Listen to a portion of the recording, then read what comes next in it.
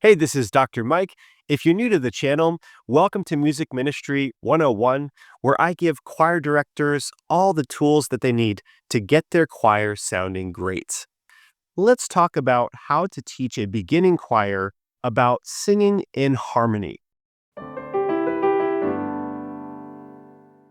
So, the first issue that you're probably going to face is, let's say you have a newer amateur choir and you want them to sing in two parts. So, you split them up into two different groups, and what you find is they have trouble singing in harmony and actually staying on their own part.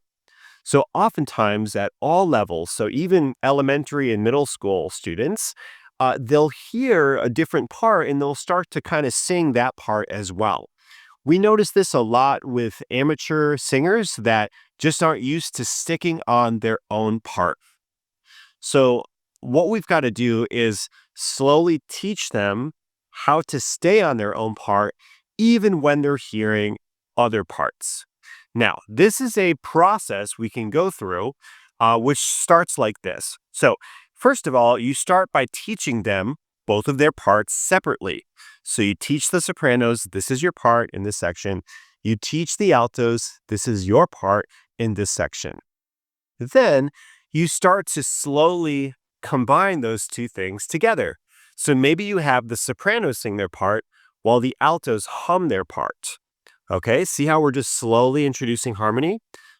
The next strategy is to have the sopranos sing their part while you play the alto part on the piano, again, to expose them to that new harmony.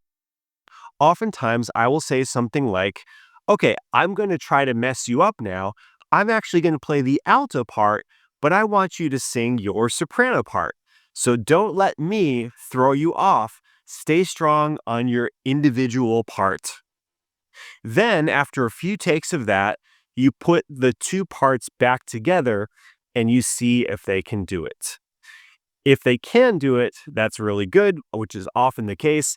If they can't do it, they just need a little bit more time with that exposure to the other parts and your encouragement as well for saying, stay strong on your own part. Don't be fooled by the other part. I've actually taken this to an extreme level with a middle school choir. When I had two parts with a sixth grade course, I have one group stand on the stage on this side and one stand on the stage on this side. So they're probably about 30 or 40 feet apart. Then we sang the piece. They did well. Then we'd move closer and closer and closer until they could sing the piece, stay on their own part, even when the other part is right next to them. And I want to give you something else too. So, one of the most important things is to have leaders in each of the sections, because folks that identify more as followers will try to gravitate onto those folks to help them with the notes. So, this can be quickly solved by balancing the number of focal leaders you have in either section. So, let's say you have a really strong soprano, but they can also sing alto. But you know they're a good musician. You might take that person and put them in the alto group for a little bit so that both groups have a good leader that people can latch onto. So I hope this was helpful for teaching beginner harmony.